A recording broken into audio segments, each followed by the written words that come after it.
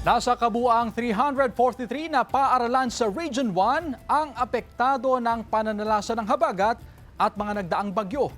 Yan ang balitang tinutukan live ni Sandy Salvacio. Sandy? Chris, maraming paaralan sa Pangasinan ang nagsisilbi pa ring evacuation center sa mga kababayan natin na naapektuhan nitong mga nagdaang kalamidad.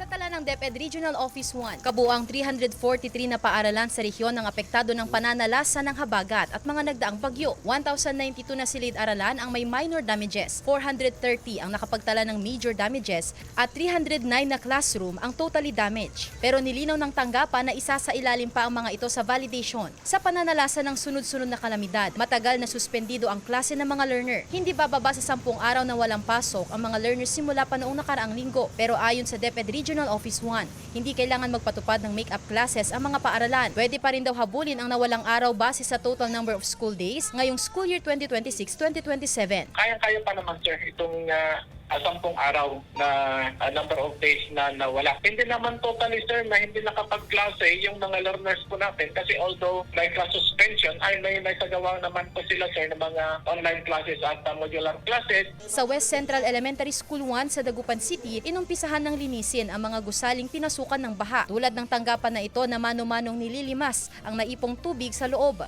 Pinasukan din ng baha ang ilang silid-aralan at nililinisan na bago pa magbalik eskwela ang mga guro't mag-aaral. Sa lahat ng playground, sir, pinapanis ko na para pagpasok nila, malinis na. Ganito kataas ang antas ng baha sa ilang bahagi ng Dagupan City National High School. Lubog ang mga silid-aralan. Ang ilang silid na hindi pinasukan ng baha, nagsisilbing evacuation center. Dito lumikas sina John Mark mula Barangay Tapuac. Pumapasok siya bilang grade 11 sa City High. Habang wala pang pasok, naglilinis na rin siya sa kanilang paaralan. Gusto ko na po may pasok na test-to-test ko na para makapag-aral na mabuti. Sa ngayon, wala pang abiso kung pwede nang magbalik eskwela ang mga learners sa susunod na linggo. Pero ayon sa DepEd, depende pa rin sa magiging sitwasyon at assessment ng mga school authority.